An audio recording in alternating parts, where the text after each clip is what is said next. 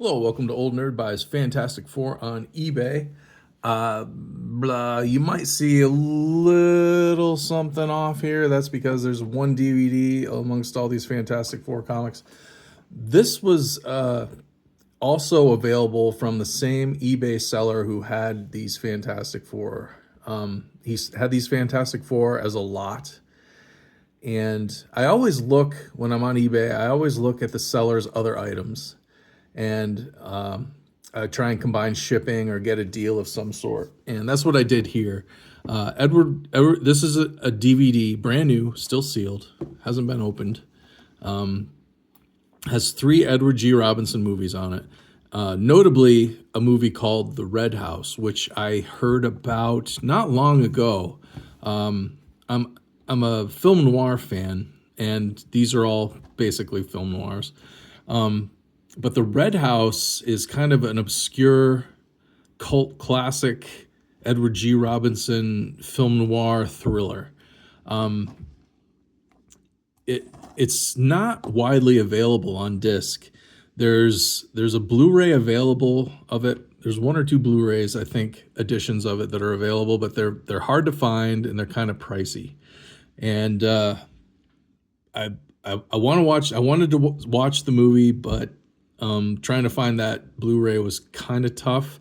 And it was the company that produced the one that I found. It was kind of obscure. I didn't know a lot about it. I didn't know about the picture quality or much about the Blu-ray. So I figure if I'm going to watch it, this is a good way to do it, affordable way to do it. Plus I get these other 2 Edward G. Robinson movies. The Stranger is really good. That's an Orson Welles film, a World War II spy thriller movie. I've seen that one before. That's really good. Scarlet Street is a Fritz Lang movie, which is probably pretty good. I haven't seen it, but I'm guessing that's going to be a pretty good film. And of course, The Red House. This is, I guess it's considered a film noir. Gripping suspense melodrama has a farmer, Edward G. Robinson, employing Rory Calhoun to keep the curious away and protect the terrifying secret of the sinister, decaying old house deep in the woods. That's not a very good sentence. But anyway, Edward G. Robinson is a farmer.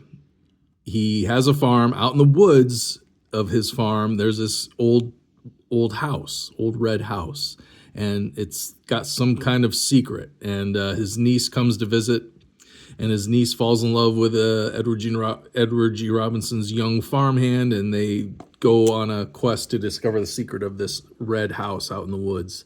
So I've been wanting to watch this for a little bit now. So this eBay seller had not only these 10 issues of Fantastic Four, he also had this. So I got a deal on for all of this altogether, shipping included. I paid $18.50. So I got 10 issues of Fantastic Four plus this brand new, still sealed DVD of a movie that I wanted to watch.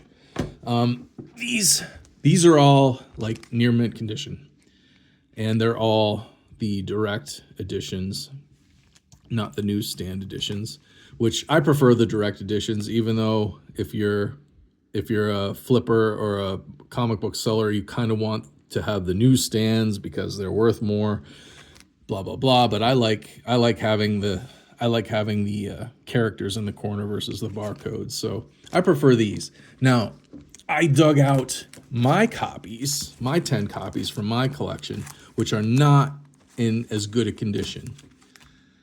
So what I'm going to do is I'm going to go through these and probably switch them out for my switch these into my collection, switch out the copies that I have, which are probably in worse condition. And as you can see, they're direct editions here. So I want to have the nicer copies in my collection. And what I'll probably do is I'll put the copies that aren't nice, I'll put them in my old nerd store to sell in the back issue bin that I have there. So I got issues 296 straight through to 305. This is just after John Byrne's run on the title. This one, of course, is the 25th anniversary issue. And specifically, Marvel celebrated their 25th anniversary with this trade dress on the covers of all the titles that month. But it's the 25th anniversary of the first issue of the Fantastic Four. That's what they were celebrating with us in 1986. So 1961 was the first issue of the Fantastic Four, and they were celebrating that in 1986 by putting this on all the covers of all the titles that came out that month. And that's what we're starting this nice eBay lot with.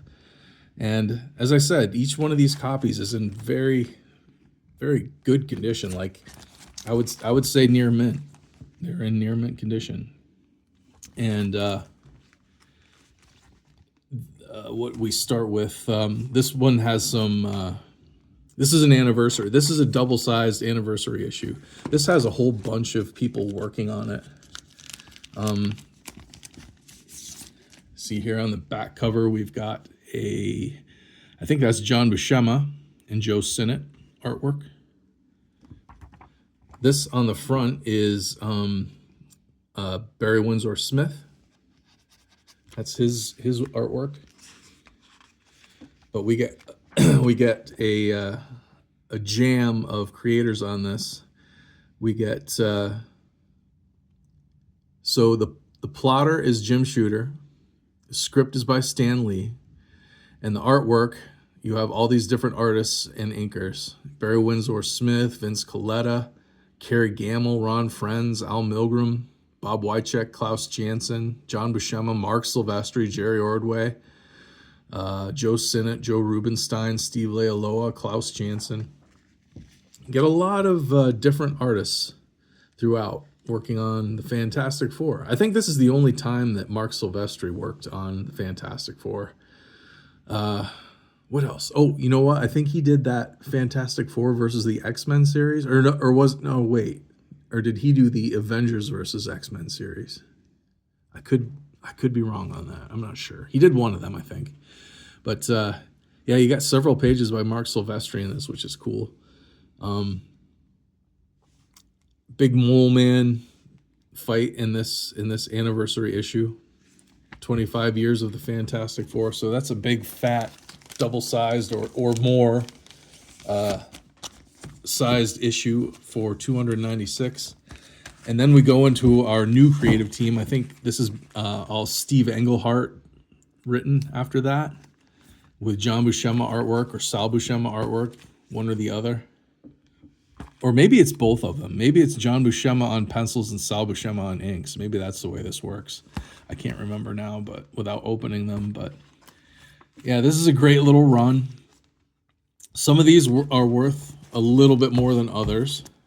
There's no like key issues in this run or anything, but some of them are worth a little bit more than others. But like I said, I'm going to switch out my copies for those copies because they're probably much nicer than mine. A lot of mine were pulled out of dollar bins, so they're not in the greatest condition.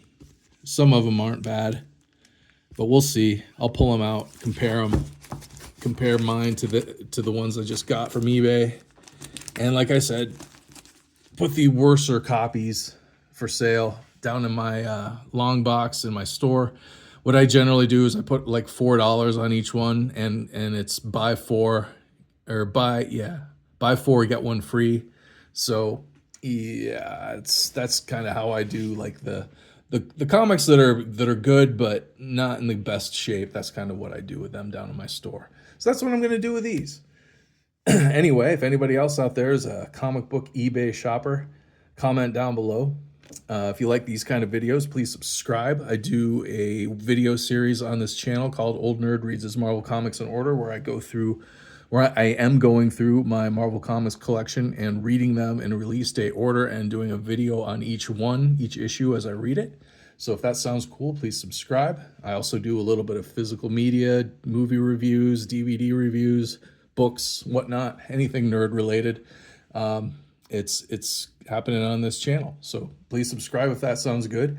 Otherwise, like and share, comment down below with anything you want to say. I appreciate you watching, and I'll see you next time.